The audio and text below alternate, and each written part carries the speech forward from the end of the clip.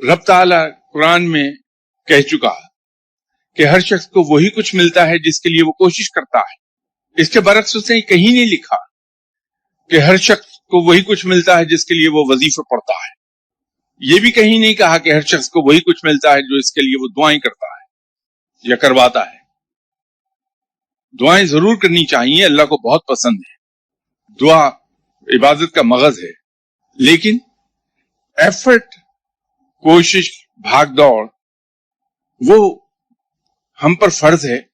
یہ سب کچھ کرنے کے بعد ہم اللہ کے حضور دعا کریں، اس کی مدد مانگیں، ضرور مدد آئے گی. تو دعا کرنے والا اپنے پاس آنے والوں کو یہ بات کیوں نہ سجھائے کہ پوری دنیا میں صرف انڈین سب کانٹیننٹ کو نکال دیجئے، بر اعظم امریکہ ہو، بر اعظم آسٹریلیا ہو، بر اعظم یورپ ہو، فار ایسٹرن کنٹریز ہوں، چائنا ہو، وہاں تو دعا کرانے کے لیے لوگ بھاگے نہیں جاتے. تو اگر کامیابیاں مرہون منت ہیں صرف اس بات کی کہ کسی سے دعا کرائی جائے، تو وہ لوگ اتنے کامیاب کیوں ہیں اور ہم اتنی دعا کرانے کے بعد ناکام کیوں ہیں؟ عمل کی راہ دکھائی جائے کہ آپ صلی اللہ علیہ وسلم نے اپنے صحابہ کو عمل کی راہ دکھائی ہے کہ عمل کی راہ پکڑو، پوری کوشش کرو ہمت سے، اور پھر اللہ کے حضور دعا کرو تو نتائج بڑے اچھے ہوں گے. کہ مومن کا خاصہ یہی ہے کہ مومن پہلے کوشش کرتا ہے بھرپور قسم کی، اس کے بعد پھر کہیں جا کے وہ پھر اللہ سے دعا کرتا ہے مدد کی کہ یا باری تعالیٰ. اور اگر اور بھی برکت کی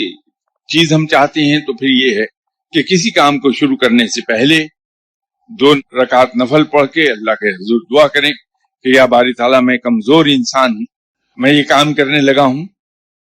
صرف اور صرف تیرے بھروسے پر، تو میری مدد فرما اور مجھے اس میں کامیاب کر دے. اور اس کے بعد بھرپور کوشش کر لے، اور جب کوشش کر چکے تو پھر اللہ کے حضور سجدہ کرے اور اللہ سے عرض کرے کہ یا باری تعالیٰ میرے اندر جو ہمت اور سکت تھی، جو تو نے عقل اور علم عطا فرمایا تھا، میں نے اس سے بہترین کام لے کے میں نے اپنی بھرپور کوشش کر لی، تو اس کا مجھے بہترین نتیجہ عطا فرما دے.